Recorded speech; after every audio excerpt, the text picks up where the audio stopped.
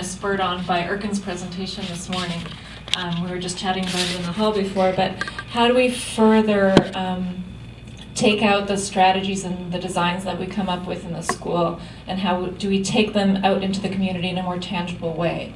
How do we make these interventions at various scales more visible? So we welcome the community in, but we also make more effort to reach out. And I know it's happening at various scales, but we need to do more. Thank you, Julie. Pass it to your neighbor. I think this has come up a number of times already. I just wrote down social justice. What is the role or the responsibility or maybe even the opportunity for the School of Architecture and Planning?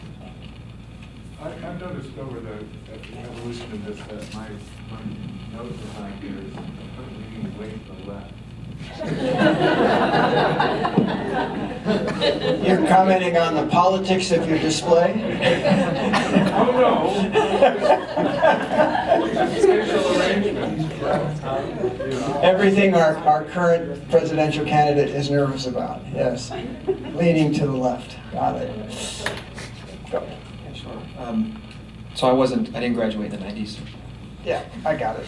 You're free. It's okay. But there has been some talk about design thinking, and I just wanted to maybe shift the gears a little bit to design experimentation and material experimentation. And I hope Omar will follow up on this afterward. But so I wrote down precision and materiality, and I just want to speak to precision first. The school actually is, the architecture department in particular, I think, well, not in particular, but at least what I'm going to be able to speak to is doing a lot of work in the community, and that's manifests itself in a couple of different ways. One in constructing things, right, very large-scale design experiments, and then the other way of constructing relationships, which I think is more important for the longer term. And that has a lot to do with the local materiality and the expertise there.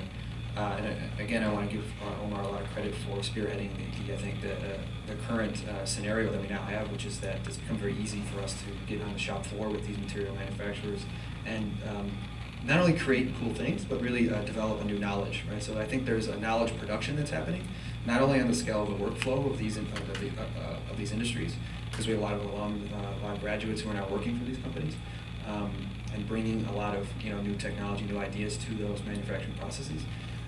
But also, through that, I think there's a knowledge production of the material itself, and I think through experimentation at a very large scale, which is what these relationships afford us, is very, very unique to this school, and something that we really need to continue working on and making sure that our relationships there are very, very precisely managed. So it has a lot to do with craft, scale, and experimentation, and I think is maybe things that we take sort of for granted. But I do think that working at the scale that we are, not only at the level of the idea and the workflow, but really at the scale also of the large-scale test, is something that we're doing a lot of, and unfortunately wasn't represented here today.